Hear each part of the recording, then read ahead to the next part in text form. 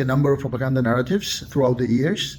They've been mainly focused about the West being dominant and trying to impose some of the values which are against the Georgian traditional values, the threat coming from the LGBT, the coup d'etat attempts from the West to depose the government here. Obviously, the narratives related to the war in Ukraine, that this is all West's fault, it's the fault of NATO, Russia is just protecting the minorities. One of the major narratives has been undermining the pro-Western forces like the civil society, like the media here.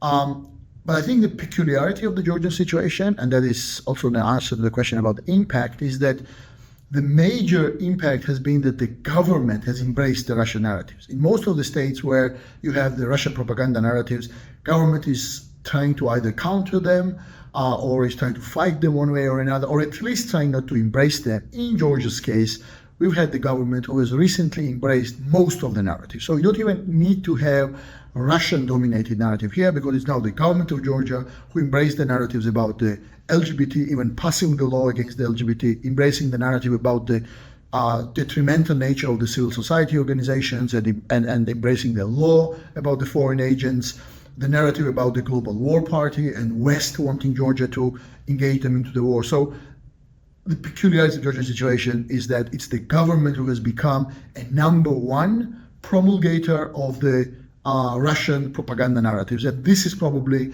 the strangeness of our situation. Yes, we have also the minor, relatively pro-Russian actors who are pushing the narratives through, but the major success is that the government has embraced.